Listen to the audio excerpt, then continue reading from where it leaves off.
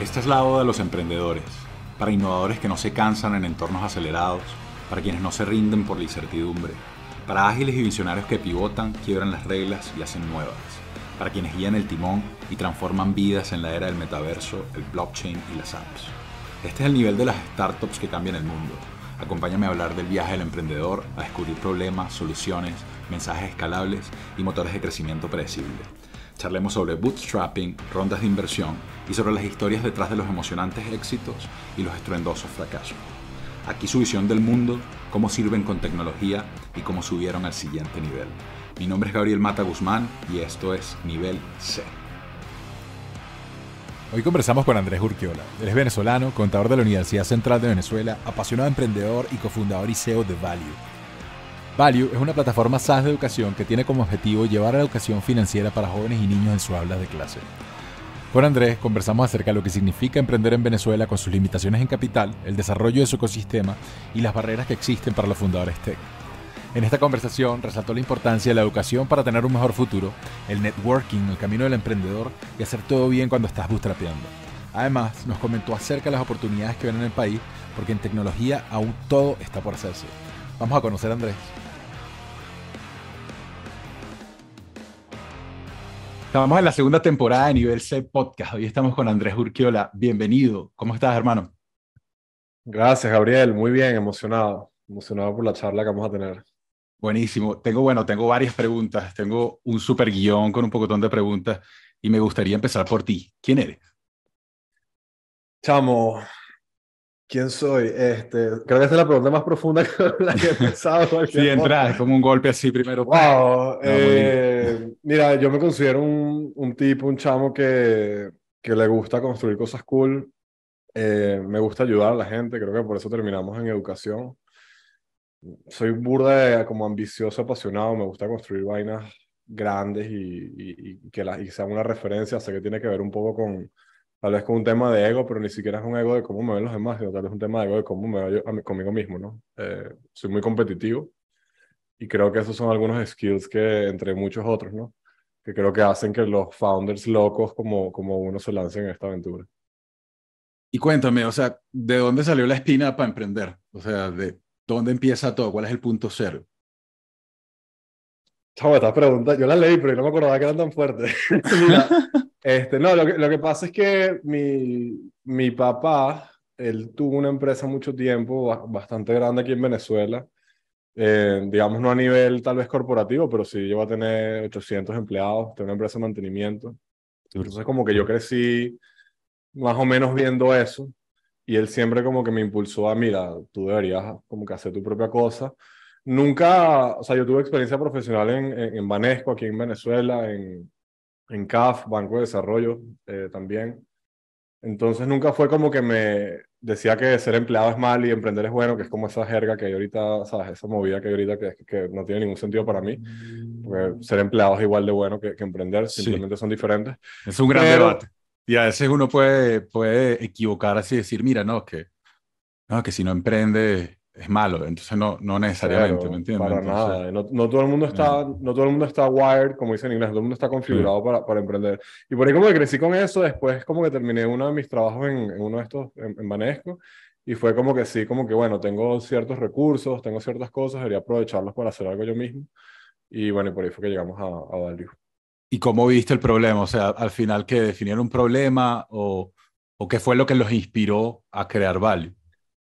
Sí, Eduardo y yo, que es mi cofundador, nos conocimos en la universidad y justamente estudiamos una carrera afín a las finanzas, que es contaduría pública.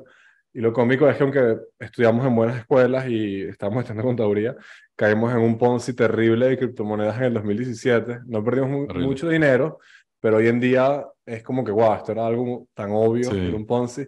Y ahí fue como que, wow, si nosotros tenemos este problema, ¿cómo es el resto del mundo? Y ahí fue donde empezamos a investigar sobre la educación financiera en el mundo y nos dimos cuenta de que es algo que está muy en pañales. Entonces, como que por un lado queremos solucionar o estamos solucionando cómo la gente entiende el dinero en general. Y por otro lado, al mejorar la calidad del producto de las escuelas, hacemos que ellas puedan cobrar más y las escuelas con más dinero le pagan mejor a los profesores y tienen una mejor educación en general. Pero entonces, ¿cómo es que funciona Value? ¿Qué es lo que hacen exactamente? ¿Ustedes conectan con escuelas y educan a los estudiantes o a los profesores? Tremenda pregunta. Fíjate que el problema, cualquier problema que tú quieras resolver en la educación inicial al menos, lo que más escala es tú darle las herramientas al profesor, más que tú mismo querer ser el profesor para millones o cientos de millones de chamos en el mundo, ¿no? Entonces nosotros lo que hicimos fue crear un SaaS, justamente hablando de SaaS, que se llama Finanzas en mi escuela, que utilizan los profesores para enseñar y los estudiantes para aprender habilidades financieras que van desde finanzas personales hasta criptomonedas, y ese contenido se vincula con el contenido que da el profesor en el aula, por ejemplo, Ok. matemáticas o por ejemplo, geografía. Y se genera una experiencia de aprendizaje tanto online como offline en el salón. O sea, porque es más entonces una plataforma EdTech, Sí, ¿cierto? somos 100% EdTech. Sí. Y o sea, es por suscripción y la suscripción la paga el colegio. Es un B2B SaaS que paga el Ok. colegio. Entonces, que en los Y, colegios tienen una particularidad que no tiene ok. ninguna otra industria B2B, que es que al final el que paga indirectamente es el padre, ¿no? O sea, nuestro cliente es Sí, el colegio, pero el padre al final es el que asume el costo, pues. está súper interesante, me encanta. Ahora, te pregunto, o sea, ¿cómo validaron el producto? ¿Qué fue lo que hicieron para vender la primera licencia? Mira, lo primero, nosotros empezamos un segmento de adultos siempre pensando Ok. como con el pivot planificado, por decirlo así, de los colegios, Mm, porque los colegios también tienen una particularidad muy fuerte, que es que cuando tú vendes educación a niños, tú no estás vendiendo un SaaS de un CRM o nada de eso, tú estás vendiendo algo que necesitas que el cliente confíe en extremo contigo, porque va a compartirte los datos de los chamos, ¿no? Y mm, además va a compartirte casi que la experiencia del chamo contigo, que es algo muy claro, delicado, ¿no? sí. Entonces, creamos esa marca para adultos, generamos cierta validación de que la gente nos conociera, al menos en un mercado muy pequeño como el venezolano, y después de eso hicimos una alianza con Fe y Alegría, Ujú. los ayudamos un poco con la educación de sus chamos, y a partir de ahí fue que logramos como que conseguir los primeros dos colegios, que fue como que, mira, ya he hecho esto con adultos, he hecho esto con Fe y Alegría, ¿sabes? No soy una persona, no soy Andrés Urquiola llegando y ya, soy Value que ha Sí. hecho algo, que es poco, pero es algo. Y así fue como conseguimos los primeros, y ya después de que conseguimos los primeros 5 o 6, bueno, Ok, empezamos a crecer. ok, valieron con unos primeros, ok. Entonces, y después consiguieron un poquito de exposición en medios también. Vi que los entrevistaron en Televen, Globovisión. Sí, eso fue también planificado todo. Ujú, O sea, como que nosotros empezamos, como te digo, con los adultos y ujú. ya en como calladito estábamos haciendo unas early pruebas, unas early tests y probando ciertas hipótesis con los colegios. Entonces nosotros como que en febrero de hace 2 años ya estábamos trabajando con colegios, pero realmente cambiamos el branding y cambiamos como que lo que hacemos, fue en diciembre, y quisimos Ok, hacerlo como que, bueno, con el mayor anuncio posible, y bueno, y fue que cuadramos con el Nacional, sí, unos cuadramos press con, releases, por ok. ahí gracias al Nacional y gracias a Ok. Televen y gracias a Globovisión, y ahí fue donde logramos un poquito más de exposición y listo, y fue que cambiamos todo. Qué bueno. Te iba a preguntar también, oye, de verdad que es un poquito diferente, ¿no? El contexto en Venezuela que en el resto de Latinoamérica al hablar de emprendimiento. ¿Tú dirías cuál fue el principal reto que te enfrentaste, pues, digamos, antes de validar la idea? Porque una vez ya es un negocio y está operando y está en Venezuela todavía, bueno, imagínate, tremendo. Es una gran Claro. hazaña. Entonces, los felicito de verdad por ello. Entonces, cuéntame al final, o sea, ¿cómo ocurrió, pues? O sea, cuéntame un poquito la historia. Sí, yo creo que como muchos founders primerizos o first time founders, empieza más como que, wow, veo este problema y pienso esta solución, y menos como que, soy un Ujú. founder de una startup, ¿no? O sea, creo Sí, que sí, si tú estás en un ambiente en el cual eso es algo común y normal, sí puede ser que tengas esa idea, pero en Venezuela no existe al día de hoy. O sea, yo salgo a la calle aquí yo estoy en Chacao, salgo en Chacao sí, y le pregunto a 10 personas qué es una startup y ninguna sabe, literalmente. claro, no. Entonces, nosotros como que empezamos Es más, resolviendo. le dice empresa emergente y todavía, ¿qué? ¿Ah? No, ¿Cómo? tampoco. Nada. Inclusive si vas un poquito más como que en la parte de que, bueno, la gente que está un poquito más metida en los negocios y tal, le dices startup y capaz lo asocias con un Sí, emprendimiento, un negocio tradicional. No sí, entienden el componente tecnológico, la escalabilidad y sí. todo esto. Entonces como que nosotros éramos iguales, nosotros simplemente queríamos resolver la broma y sabíamos que había que hacerlo con tecnología para que fuera escalable, y a partir de ahí fue que como que empezando a darle fue como que, wow, me acuerdo que Pero ustedes se Eduardo, meten también en el contenido programático y ayudan también a planificar bien los contenidos de... claro, claro, O sí, sea, sí, toda esta experiencia, trata de escribírmela, cómo es el flow completo para un profesor, porque deben ser varios usuarios. Entonces, para un profesor, ¿qué es lo que ocurre? claro, el profesor básicamente lo que recibe es el contenido y él escoge, dependiendo de si él lo escoge o el coordinador, o depende de cada colegio, esa es otra cosa, cada colegio es Ok, diferente, ok. cuál es el contenido que quiere que sus estudiantes vean y nosotros le damos el contenido al chamo, al cual puede ingresar desde la tablet, el teléfono, la laptop, donde él quiera, es una aplicación web. Y el profesor lo que hace es que va evaluando también el salón de clases con algunas actividades, el mismo contenido que ven los chamos, y nosotros buscamos vincularlo lo más posible al currículum que hay. Por ejemplo, si estás viendo, no sé, geografía económica, entonces, bueno, obviamente tiene mucha relevancia que de repente veas, no sé, tal vez los bancos centrales en el mundo y como, o sea, ese tipo de cosas. Entonces, como que depende mucho de la materia, depende mucho de la edad de los chamos, pero literalmente yo lo veo como si fuera un libro de texto, pero con esteroides y mucho mejor que el profesor puede Sí. utilizar para dar una mejor experiencia educativa. Está alucinante. Y me imagino que ahorita con estas nuevas tendencias y lo que está ocurriendo, por lo menos los últimos 4 meses con la inteligencia artificial, que la gente se ha vuelto loca, ya están considerando hacer cositas con la plataforma, ¿cierto? Sí, sobre todo para temas de, como de soporte del estudiante. Lo que pasa es que también hay un tema que es interesante con el tema de la AI, ¿no? Que todavía está muy, muy jojo todo eso, pero que como tú tienes usuarios que tienen diferentes niveles cognitivos, o sea, un chamo de 10 años es muy diferente a un chamo de 17. Entonces, si tú al final apalancas eso con un API de OpenAI o lo que sea, tal vez la respuesta que le da el usuario no es exactamente la que Sí, tú estás buscando por el nivel. Entonces, si de repente se puede claro. segmentar por nivel, ahí sí tuviera más Sí, hay, relevancia. con un par de prompts se hace algo, está Ujú. interesante.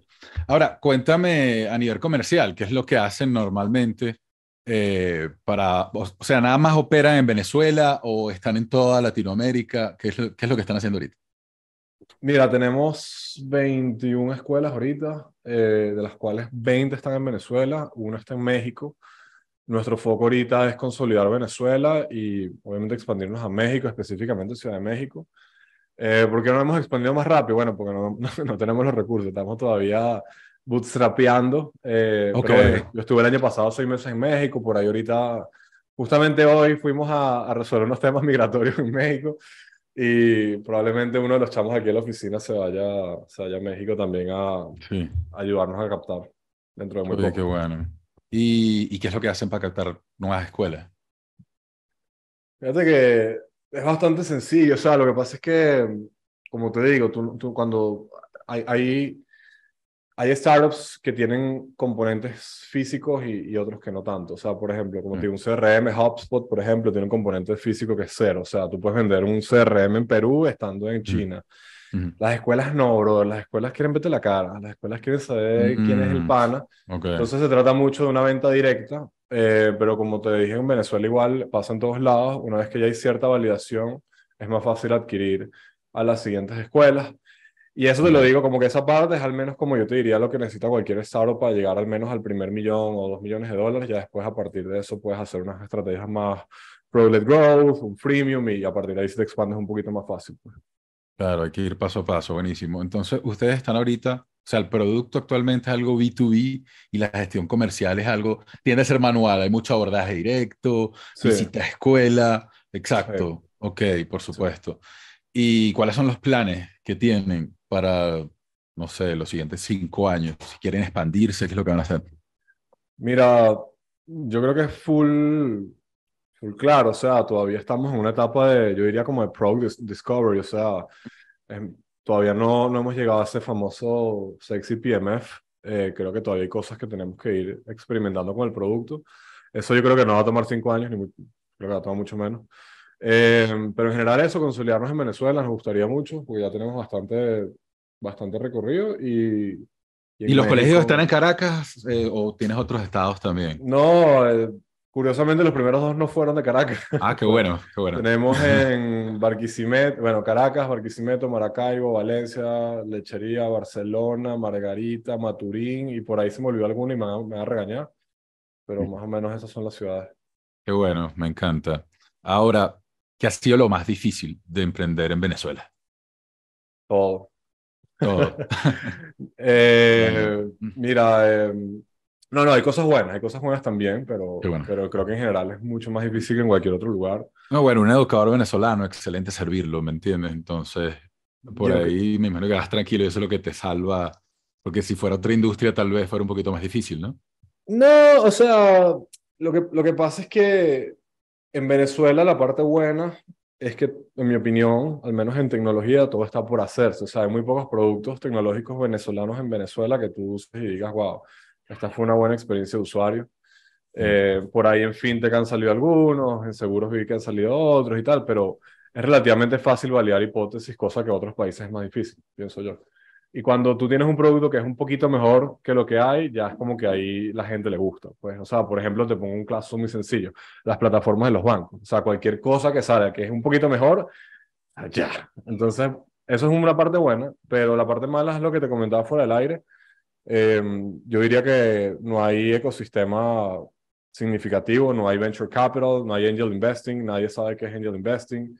Entonces es muy difícil bootstrapear un negocio cuando no tienes eso, no tienes buen talento a veces. No es que la gente no sea buena, sino que si yo te digo, búscate un UX designer que sea especialista en onboarding.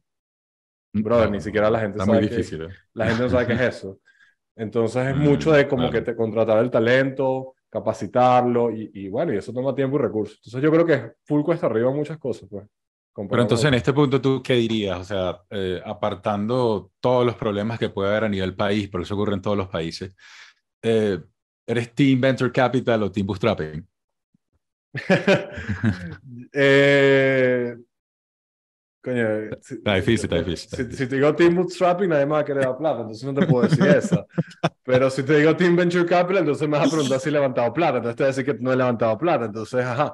Sí, No, sí. mira, yo creo que ni una ni la otra, creo que es un gran depende, todo tiene sus pros y sus contras, sin dudas algunas. Esto, mira, el bootstrapper que te diga que no quisiera tener $250,000 en el banco, eso es mentira. Sí, eso es verdad, tienes O razón. sea, Sí. obviamente el dinero hace no una, sino toda la diferencia. Y la gente que te dice que no hace la Mira, diferencia es porque tiene el dinero, mi yo, hermano. yo creo que todo bootstrapper en las noches llora esperando tener la plata en el banco. Entonces, Lo que pasa es que depende del bootstrapper, porque si es un sí. bootstrapper que ya está facturándote $2 millones al año y Ah, está bueno, a pero claro, 60% margen sí, neto, no.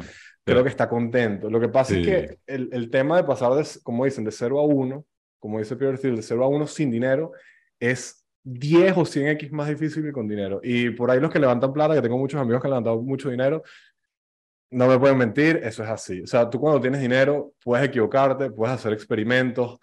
Brother, mira, puedes botar billete y sigues ahí. El tema cuando tú estás bootstrapeando es que nosotros ahorita, sobre todo en la etapa como y la vas que más estamos, rápido, es que ese es el problema, más rápido, entonces, sí. obvio, pero suponiendo el tema de la rapidez, hay un tema muy interesante que la gente que yo pienso yo que no ha bootstrapeado hasta cierto nivel no se da cuenta. Cuando tú empiezas a bootstrapear, por decir, tú tienes unos gastos mensuales de $1,000 o 1,500 o 2,000. Ok. Y tú dices, bueno, si algo se pasa, de repente tú lo puedes cubrir o lanzas un préstamo por aquí, pam, pim, pum y resuelves. Claro, Pero si tú estás bootstrapeando y tienes que estar metiendo toda la plata en crecimiento, brother, y estás ya gastando 15 lucas al mes, sí, 20 lucas al mes, te equivocas, estás muerto. sí, Y sí, con funding eso no pasa. claro, es rudo, es rudo. Ahora, bueno, sé que que eres parte de Latitude, de Brian Rickward, y bueno, has pertenecido a círculos de emprendimiento. Cuéntame un poquito esa experiencia, ¿cómo la valoras del 1 al 10? Los amo. Les mando un saludo a todo el equipo de Latitud. Los amo. Es una máquina. No, en serio, te lo juro. Mm, Latitud le debemos demasiado porque, como te decía, conectando con lo de Venezuela. O sea, sí, nosotros pasamos 2 años en los que no había nadie a quien preguntarle nada. O sea, yo no sabía qué era producto, yo no sabía qué era adquisición, yo no sabía nada. Entonces, obviamente, o sea, el mayor skill de un emprendedor, siempre lo digo, es resolver problemas y nosotros hemos demostrado ampliamente que somos muy buenos en eso. Y aprender y resolver problemas, eso es todo.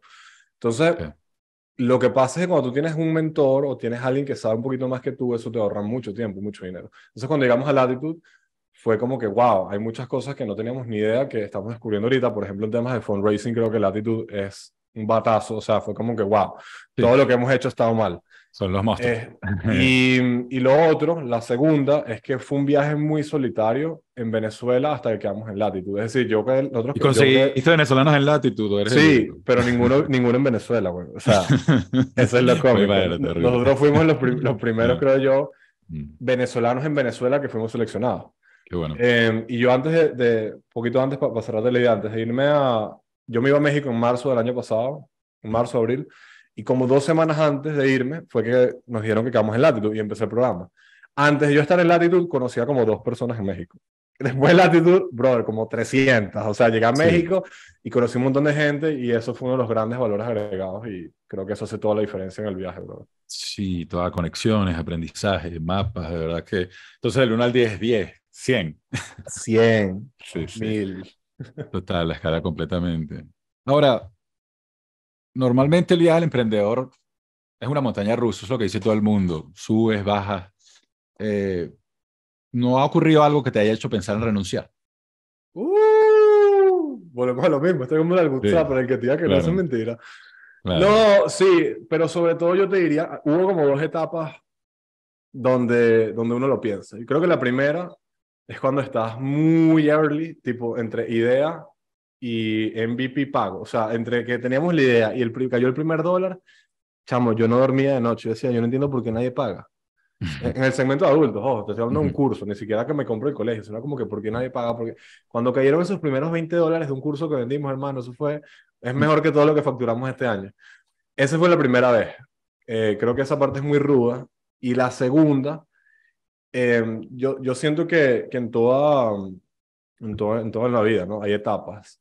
La segunda fue como que entre esos primeros colegios y que empezamos a crecer como que full de verdad, porque yo no cobraba un sueldo, éramos muy pocos en el equipo, entonces tú siempre te planteas, siempre piensas como que, wow, el costo de oportunidad es brutalmente alto. O sea, yo pudiera estar ganando, brother, 10 veces mi sueldo en Value, te lo aseguro, y no lo estoy haciendo porque estoy en esto. Pero obviamente ahorita tengo un sueldo, tengo un equipo de 8 claro. personas, estamos creciendo, es diferente. Pero es como que esas primeras 2 etapas, que yo pienso que cuando tienes funding no es lo mismo, porque no es lo mismo que te esté yendo mal, pero estás ganando 4, 5, 6 lucas al mes, porque levantaste 500 o 250, que no te esté yendo tan bien y estás cobrando $200, $300 al mes, o no estás cobrando nada como yo. Pues. Eso tiene un Claro. peso psicológico muy rudo.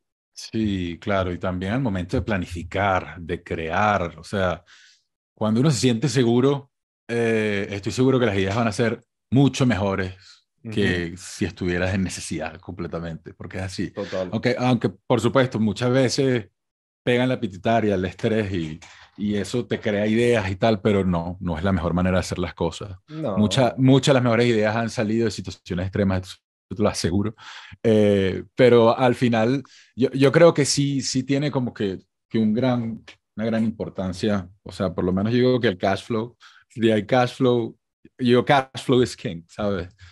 Pues, al final, Mano, sí, como dice Freddy de Platzi, todo se resuelve ujú, haciendo más plata, literalmente. O sea, casi que sí, literalmente en una empresa todo se resuelve con más dinero. Lo bueno de bootstrapear, porque por si nos escuchan, no vayan a creer que les estoy diciendo que es que se van a morir si bootstrapean, ¿no? Nosotros bootstrapeamos y creo que nos estamos yendo muy bien.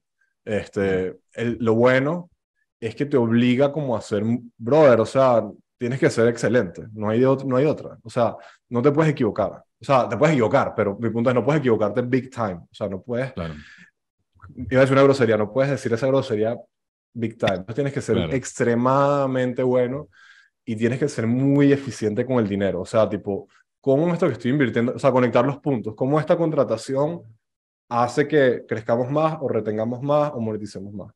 Si no están esas tres y estás pre-PMF, no has llegado al PMF, ¿para qué la estás haciendo? Y yo siento que eso mucha gente cuando tiene funding no lo hace bien y por eso cierran y todo esto. Ahora, hay un ejercicio que me encanta hacer siempre, cambiando un poquito el tema, que es un ejercicio de, yo le digo, trata de explicarle a mi hijo de 7 años, va a cumplir 7 dentro de un mes. Trata de explicarle qué hace Value, cómo lo hace, a quién sirve, qué problema soluciona. Sí, Vale lo que hace es ayudar, es un niño de 7 años, ¿no? Entonces va para el Sí, colegio. sí, Ok, Value ayuda a tu profesor a que te pueda enseñar finanzas. Y cuando lo hace, tu profesor también aprende. Entonces, tanto tú como tu profesor aprenden, y como ambos aprenden sobre finanzas, sobre cómo usar el dinero de manera eficiente, van a tener una mejor calidad de vida porque van a vivir menos estresados. ¿No te ha pasado que tu papá a veces te dice que no tiene platica? Bueno, tal vez es porque tu papá está un poquito estresado. Entonces, cuando tienes mucha platica, vas a tener mucho menos estrés. Entonces sería como certificar a un niño de 7 años. Un honronazo. Mira, Me encanta, gracias. está buenísimo, está buenísimo. Ahora, cuéntame los números. Tú eres un hombre de números, sé que eres contador. ¿Cuál es el número más importante con el que le mides el pulso a la empresa? Número más importante. Nuestro KPI más importante sin duda es retención, todo lo que tiene que ver con retención.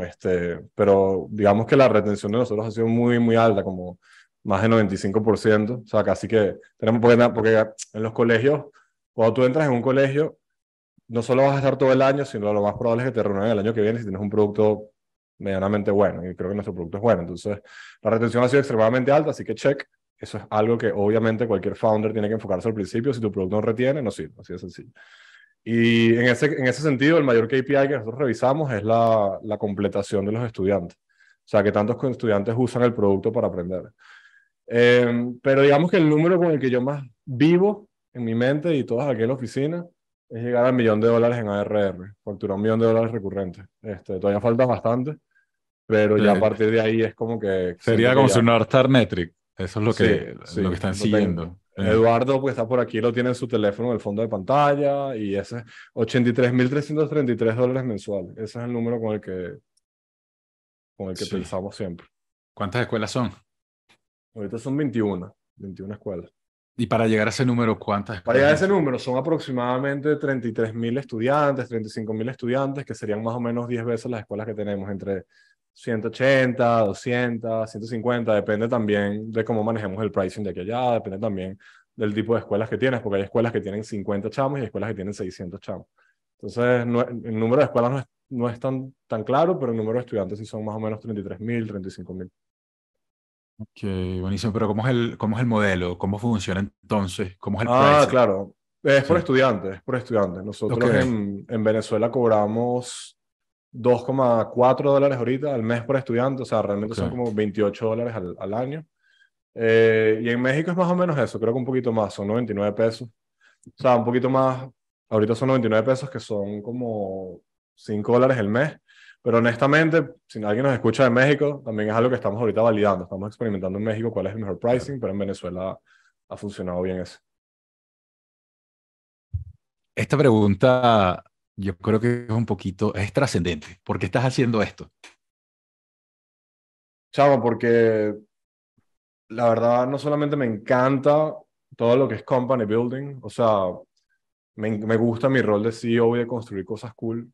Me gusta mucho la libertad eh, que se siente como que no solamente emprender, que es como tienes un lienzo en blanco y tú tienes que ver cómo llegas a, no sé, a la mejor pintura si fuera un lienzo, no, pero también como que tienes una meta que es ese $1.000.000 o tener millones de estudiantes y hay múltiples caminos como puedes llegar, tanto a nivel de producto como a nivel de, o sea, eso me parece súper Sí. emocionante y creo que es algo que cuando tú estás trabajando como empleado tal vez, no es algo, no solo como empleado, sino cuando estás trabajando en una empresa grande no es tan así. Tú puedes ser el empleado uno y probablemente la emoción es parecida.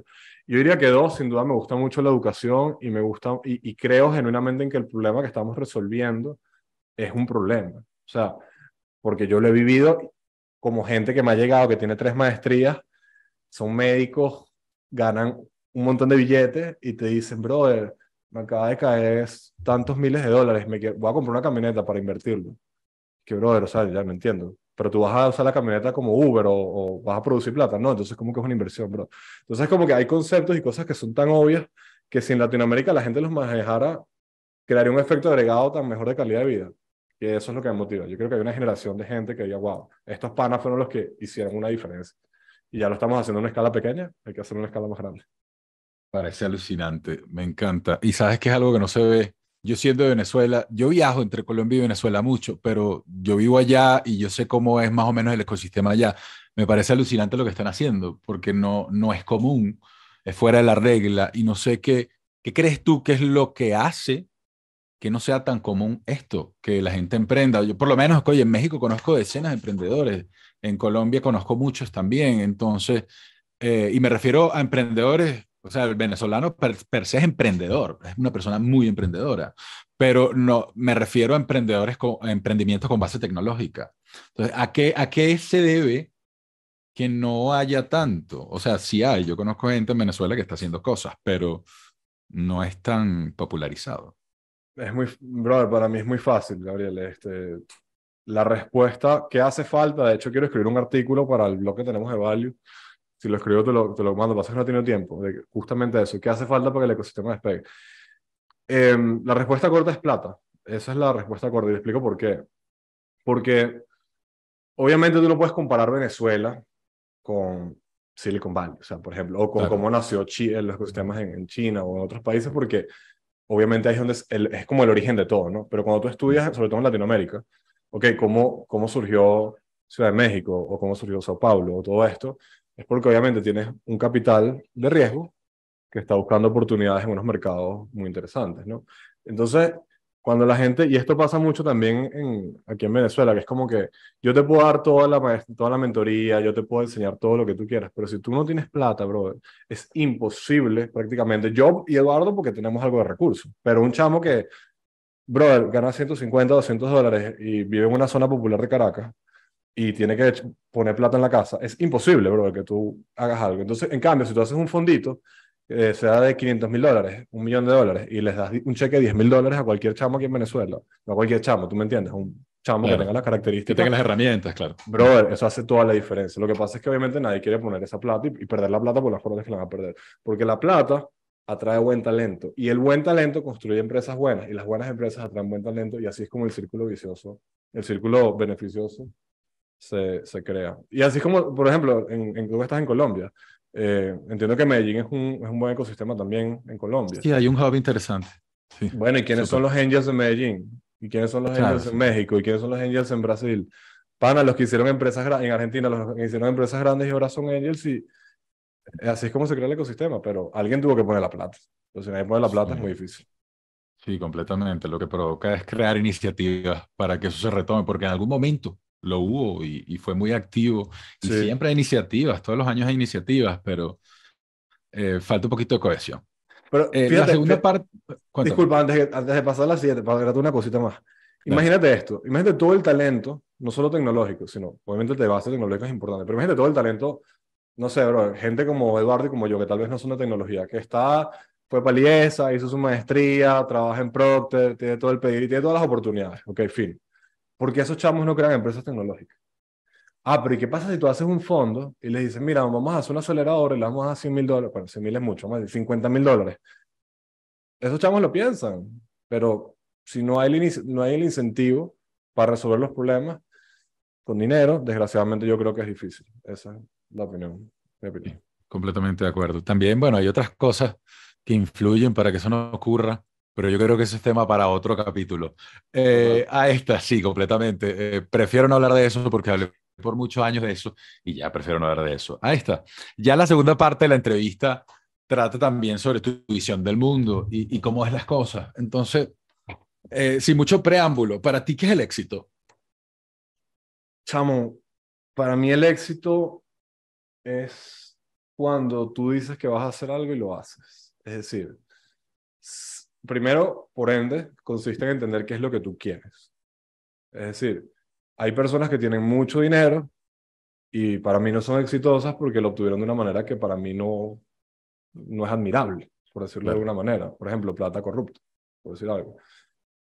Y así como hay gente que tal vez tiene menos dinero o creó una empresa gigante, y eso es lo que yo admiro porque eso es lo que yo aspiro, es lo que yo quiero.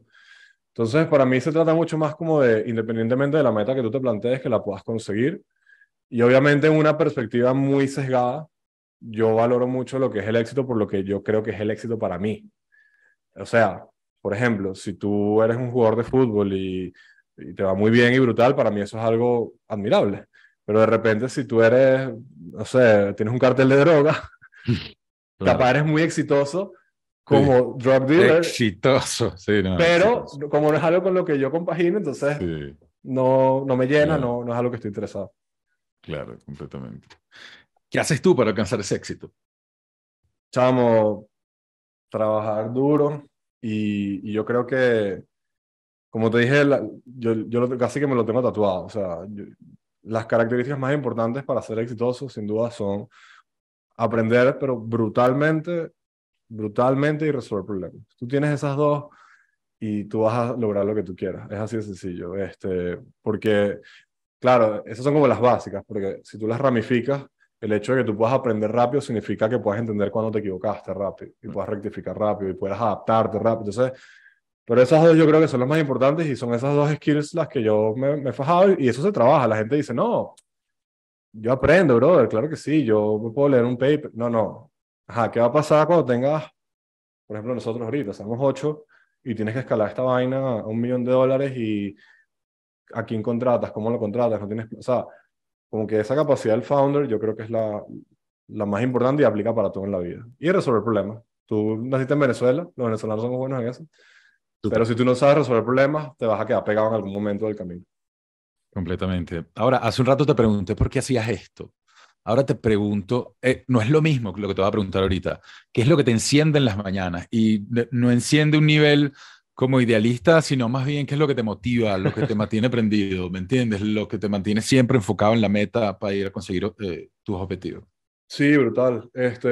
Yo hago, bueno, en las mañanas mi rutina es me levanto, voy al baño, obviamente, y me gusta tener una buena vista. En México, donde me estuve quedando el año pasado, no tenía una buena vista tan buena, entonces la extrañaba. Aquí en Venezuela, afortunadamente, tengo una buena vista al Ávila, y eso me gusta, me despierta y me gusta agradecer por una vaina en el día, no sé cuál, la que sea. Como que gracias porque está soleado, gracias.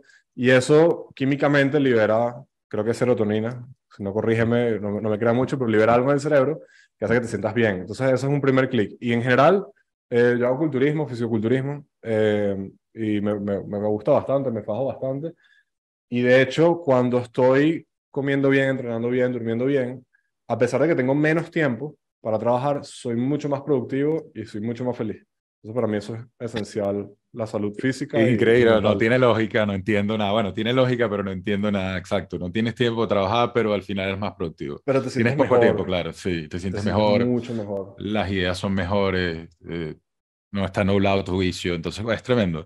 Me encanta, y sobre todo con lo de la alimentación. Tú que estás en ese lado, también podemos hablar ahí, o sea, qué tanto influye en realidad la alimentación en la vida de un emprendedor, ¿no? Todo. O sea, no solo, lo digo, o para ganar kilitos o para bajar de No, no, peso, sino por la calidad de las ideas que te vienen, el tipo de todo. gasolina que consumen. Todo. Esa es otra materia que está pendiente en los colegios, nutrición.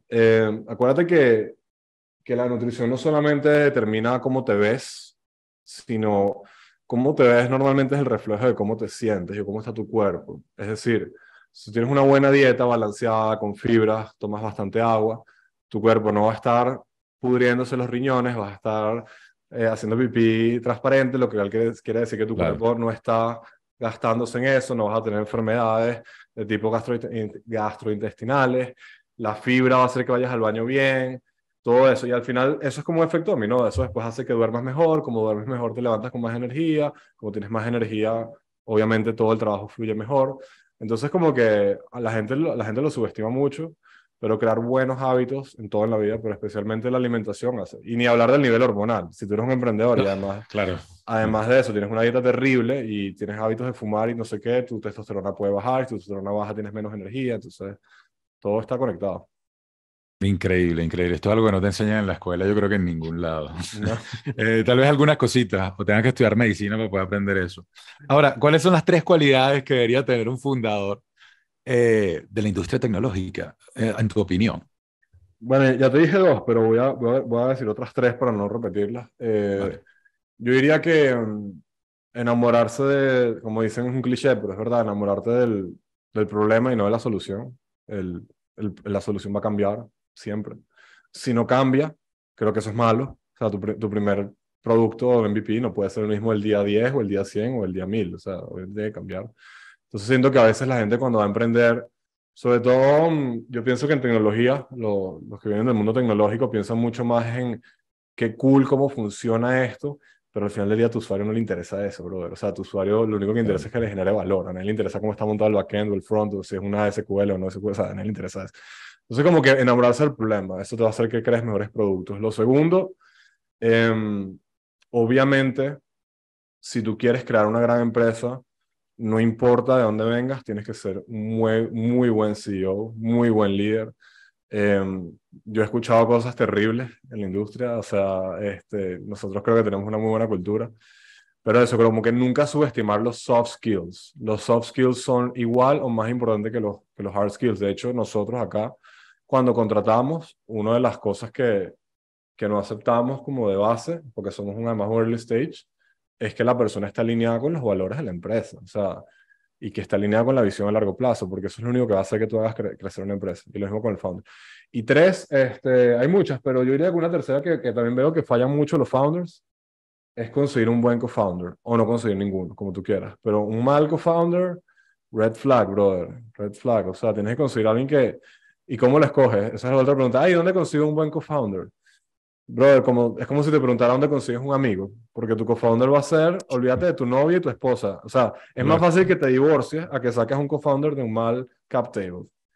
Entonces creo que eso es importante también. De hecho, tengo unos amigos por ahí, no los voy a mencionar obviamente. Ellos levantaron 6 cifras hace como 6 meses y cerraron porque tú tenías problemas con el co-founder. Entonces, puede Sí, pasar. sí. Duro, duro, duro.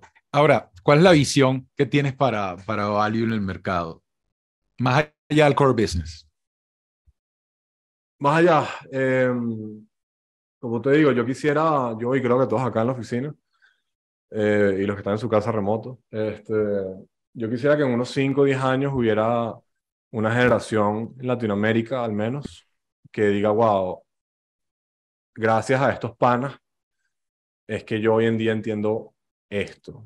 Y es que hoy en día yo puedo hacer esto para mi familia. Es que yo hoy en día no ando estresado porque cayó una pandemia y no tenía 6 meses de ahorros para mí y para mi familia. O hipotequé la casa para meterla en un negocio y el negocio quebró. Y esas cosas pasan todo el tiempo y todos los días. De hecho, el papá de mi mamá era multimillonario. Tenía mansiones en Miami, canchas de tenis y él murió arruinado. Yo tal vez sería millonario, no tendría que estar bootstrapeando tanto.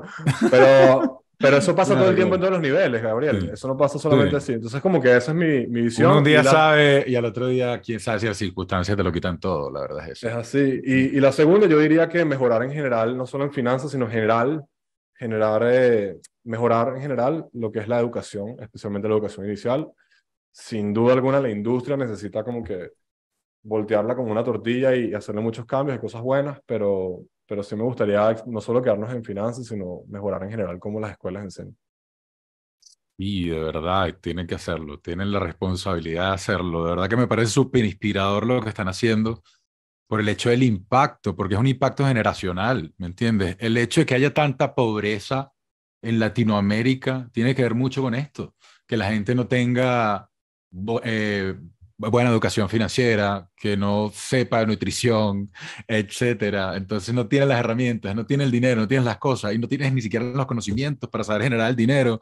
Entonces es un gran círculo vicioso el que está sumido Latinoamérica. De verdad que los Correcto. felicito porque son parte de la solución.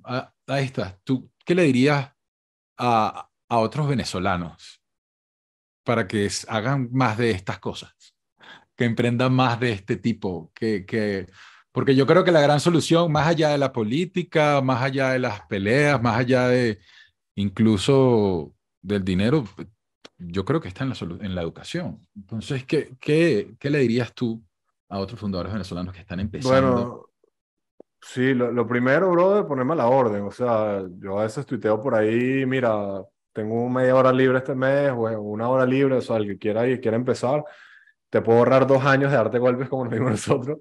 Dos Entonces, pero a años, la orden, brother. eso es lo primero. Lo segundo, creo que, y a nosotros nos pasa todavía, cuando tú vienes de Venezuela, estudiaste en la Universidad Central, en la UNIMED, pon lance la que tú quieras. Para la gente de afuera, pana, en este mundo es la misma vaina. O sea, el pana que está en Nueva York, que tiene el fondo de 10 millones o de 100 millones, no sabe la diferencia entre la Universidad Central de Venezuela, la UNIMED, la UNEFA, la que tú quieras. Entonces, Claro. independientemente de donde tú vienes, de donde estudiaste, de lo que estudiaste, realmente tú puedes tener éxito en el mundo de startups. No dejes que nadie te diga que porque no eres programador o porque no estudiaste en Stanford o porque no estás en Ciudad de México, nada. Yo creo que al final del día el que quiere lo puede hacer. Obviamente, como te digo, la mayor limitante yo creo que es el dinero, pero una vez que tengas cierto capital o puedas hacer un side business, como dicen, eh, ve por él y aprende y ya, no es que nadie te limite, chamo. Nosotros hemos roto muchas barreras siendo, yo diría, unas personas privilegiadas en Venezuela y aún así hemos tenido barreras. Ahora imagínate que ahí para abajo, ¿no? Pero aún así ya hoy en día creo que no es, esas barreras no están, creo que nadie, todo el mundo nos respeta en la industria por lo que hemos hecho y cosa que hace 2 años no era así, sin duda. Sí, hay que darle guaya y darle duro, de verdad. Y ya. Ahí está. Quiero hablar contigo también de lo que está ocurriendo. Sé que probablemente publiquemos dentro de un mes, es que esté publicado este episodio, pero seguramente estaremos en un contexto muy, muy parecido, tal vez un poco más avanzado. Y me refiero a lo que está ocurriendo sobre todo en la tecnología. ¿Qué previsión le das a los 5 años que está, para las startups, a los próximos 5 años? ¿Qué va a ocurrir? Wow. Mira, esa Si respuesta no te... tuviese una, sí, si tuviese una bolita de cristal imaginaria, ¿qué te Claro, diría? claro. Imagínate que eres ChatGPT. Wow. Mira, a nivel de startups, yo creo y soy como, comparto la visión un poco de Latitude también. Latinoamérica es una de las regiones, disculpa, países, una de las regiones que mayor adopción de tecnología y de teléfonos móviles tiene en el mundo y que crece más rápido. Y yo creo que estamos relativamente en el inning como 3 de los 9 innings de lo que puede ser comparativamente versus mercados más saturados y más desarrollados. Es decir, tú vas a México, por ejemplo, y claro, estando en Ciudad de México, bueno, ves que sí que todos los neobancos, ves Rappi, ves Justo, ves todas estas startups, y tú dices, wow, México está, pero cuando te vas a los números, que sí que el 70% de la gente paga en cash todavía y el 80% no está bancarizado, o sea, todavía hay mucho por hacer. Y para que no digan que hablo por hablar, como dicen en inglés, I put my money where my mouth is. Yo desde hace como 2 o 3 años estoy invirtiendo en Mercado Libre, en la bolsa. Yo tengo muchos años invirtiendo en bolsa. Y me gusta mucho, por ejemplo, Palantir también, que es inteligencia artificial. Entonces yo creo que por ahí es donde va a haber un cambio tecnológico muy duro y muy rápido, que ya lo estamos viviendo. Pero yo creo, o sea, no que soy visionario, pues, sino que obviamente lo que la inteligencia artificial ya estaba haciendo a nivel de Facebook, Google, con todos los ads y las Sí. cosas tontas que la gente dice que el teléfono te escucha. Y Ujú. digo tontas porque parecen cómicas, pero es como que, wow, cómo hay tecnología que está haciendo esto. Yo creo que lo que viene va a ser mucho más, o sea, va a haber un gap entre, o sea, eso sí lo creo también, y esta no es tan buena, pero yo creo que todo el tema del desarrollo tecnológico que va a ser tan brutal en los próximos años que el gap entre economías y tecnologías no desarrolladas o poco desarrolladas como Venezuela y lo que va a estar, bueno, ya está pasando, o sea, en San Francisco hay carros que se manejan solos, ¿entiendes? Sí. Y aquí estamos hablando de otras cosas. Entonces yo creo que ese gap se va a hacer más ancho. Más ancho incluso. Pero entonces Sí, eso implica más oportunidades para la gente de Latinoamérica. sí, Pues, claro. Por qué supuesto, increíble, por marica. supuesto. El que esté a la par y esté montado en las cosas, bueno, le va a ir bien. Pero es que ya lo vimos acá, brother. O sea, aquí en Latinoamérica en general. O sea, hay gente que, como te digo, aquí en Venezuela la gente o sea, va a las agencias de banco. Y en San Francisco hay carros que te recogen. Esos que manejan solo. O sea, son como, Sí, sientes que son 70 años de diferencia y están pasando al mismo tiempo. sí, sí, yo en cierto momento dije que Venezuela, que Maracay se quedó en 1975 estancado así. Tac, se quedó así. Gabriel, pero escúchame, eso no 1975. es nuevo. Mi papá, que nació en Anzoátegui, en El Tigre, él decía que él en los años 60 prácticamente vivió y vio un régimen feudal, gente que iba y trabajaba en las haciendas a cambio de comida. En 1960. Sí, Pero es que como era el llano claro. venezolano en Claro, 1960. ¿Y qué claro. estaba pasando? El hombre estaba casi llegando, el hombre estaba llegando a la luna. ¿Entiendes? Entonces todo esto Claro, estaba pasando en el mismo horizonte de tiempo. Y yo creo que eso va a pasar ahorita otra vez. claro, completamente. Ahí está. Bueno, ¿cuáles son las oportunidades que ves? Las tres grandes inversiones que yo tengo que hacer. Tres grandes oportunidades. Bueno, obviamente educación es la primera, mi hermano, porque si no creo yo en esa. No, en serio, creo que en educación hay una oportunidad brutal en la TAM porque educación, específicamente escuelas, universidades también, pero escuelas, es una industria muy fragmentada y las industrias fragmentadas son difíciles. Entonces, como todavía no hay un unicornio, creo que lo más cercano debe ser Creano, Platzi en Latinoamérica, pero yo creo que todavía están lejos. No sé los números, evidentemente, pero creo que todavía están lejos. Yo creo que hay mucho por hacer. O sea, es lo mismo, vas a escuelas en Estados Unidos y tienen productos que aquí en Latinoamérica ni cerca, ¿no? Yo creo que educación es una. Y lo segundo en educación, para agregarte un poquito más a la tesis, yo creo que hay un cambio brutal.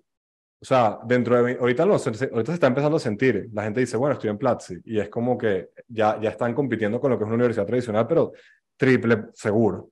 ¿Cómo va a ser Platzi, Creana y de todas estas empresas dentro de 20 años? O sea, ¿qué va a pasar con las universidades? Yo creo que hay un montón de universidades que van a desaparecer. No la central y estas, pero un montón de institutos que van a desaparecer. La segunda, obviamente, inteligencia artificial, pero inteligencia artificial como que aplicado de verdad algo que funciona. O sea, no te voy a vender el Web3. O sea, es como que, ¿qué es esto? Una empresa de Web3. Pero Web3 es una herramienta. La inteligencia artificial es una herramienta para algo, que es lo que hace. Entonces, te doy un ejemplo. En educación, imagínate un producto que con inteligencia artificial determine cómo el estudiante es mejor aprendiendo. O sea, hay gente que aprende leyendo, hay gente que aprende escuchando, hay gente que aprende viendo, hay gente que aprende más rápido, hay gente que aprende más lento. Yo creo que todo eso escala con inteligencia artificial. Eso aplica para todos los negocios, pero todo lo que tiene que ver con eso creo que va a ser un batazo. Y e-commerce. Yo también he puesto full duro por el y quick commerce. En la TAM, yo creo que va a haber un montón de retail que va a desaparecer y creo que simplemente es un producto que es 1000 veces mejor que lo que existe y por eso he invertido en Mercado Libre y he tenido, por ejemplo, en México hay una que se llama Justo, que te hace el mercado. O sea, tú no tienes que salir de la casa, el pana te trae la broma y cuesta lo mismo que el automercado. Obviamente esto es algo también financiado por las tasas cero y tal, pero, brother, o sea, esto es mucho mejor que ir al mercado. Yo más nunca quiero ir al mercado. Entonces, bueno, esas son algunas de las que yo veo. Total. ¿Y los tres desafíos? Infraestructura, uno, sin dudas. Bueno, tú eres venezolano. En Venezuela, sin duda es uno. Por eso Sí, el claro. tema de educación online en Venezuela y que, chavo, estás loco. ¿Cómo haces? Bueno, Tuve que diseño. escribir los chamos en Colombia, con eso te la dejo. Bueno, imagínate. Bueno, sí. Infraestructura. Yo diría que hay gente que dice talento también. Yo sí creo que el talento es un desafío. O sea, talento sobre todo en tecnología. Pero creo que ahorita, como estamos en un bear market y yo creo que va a extenderse un pelo, o sea, como por lo menos 1 o 2 años no va a ser la locura que era antes. Yo creo que el tema de la gente que está estudiando programación y estudiando producto versus las oportunidades laborales, creo que se va a balancear mucho más de lo que fue el año pasado, que de hecho ya se está viendo, ¿no? Que están botando un poco de gente. Entonces creo que el talento es uno, pero no tanto. Y el tercero, chamo, acceso al capital. Te lo está diciendo un bootstrapper venezolano. O sea, ahorita, para hablar claro y raspado, la gente, la gente dice que hay fondos, que hay plata. Hay un montón de plata, brother, pero la plata va para las mismas manos siempre. Para la gente que estudia en Stanford y para la gente que tiene estos pedigrees y tal. No sé, capaz somos nosotros o la industria, pero sí creo que el acceso al capital es uno que desbloquearía muchos founders exitosos. Completamente. Andrés Urquiola, hermano, ¿qué consejo final le darías a otros founders que están en el mismo camino que tú, pero un poco más atrás, independientemente del país que sea? Déjame pensar en uno que no te haya dicho ya. Bueno, el último, creo que este es bueno también.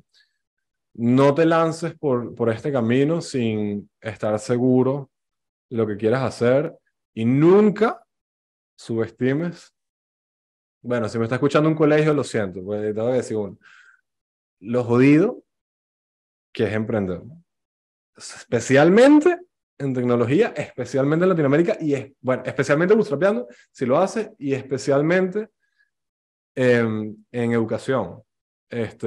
O sea, cuando uno empieza, y yo mismo fue un error que cometí y mi co-founder, uno subestima mucho lo difícil que es esta broma. Y por eso, dicen, no, las startups mueren la mayoría a los 2 o 3 años. ¿Pero por qué mueren a los 2 o 3 años? No, por falta de plata. Yo creo que la mayor causa no es tanto falta de plata, que realmente es necesario, sino es porque los founders se rinden, brother. Porque es muy difícil mentalmente. Es extremadamente difícil, sobre todo cuando no ves el dinero. El dinero, aunque no es el motivador, es sin duda el que te paga las cuentas. Entonces cuando tú dices, wow, puedo trabajar en esta idea tan loca y esto me paga la renta, la comida y todo. No es tan malo. Pero cuando lo estás cobrando, complicado. Y nosotros pasamos mucho tiempo así, creo que es algo que subestimamos al principio. Entonces, nada, si lo van a hacer, láncense, pero va a ser extremadamente rudo. Ese es mi... Piénsenlo bien. Andrés Urquiola, CEO de Value, muchísimas gracias por acompañarme a nivel C, hermano. A ti, Gabriel. Pero anímense, ojo, no estoy diciendo que no emprendan. El reward es buenísimo, no quiero cerrar con nota negativa. El reward, el beneficio es muy bueno. Nada, gracias, chamo, la pasé increíble. Muy buenas preguntas. Gracias a ti, más bien, muchísimo valor compartiste y sé que todos los fundadores que la escuchen la van a valorar mucho. Gracias.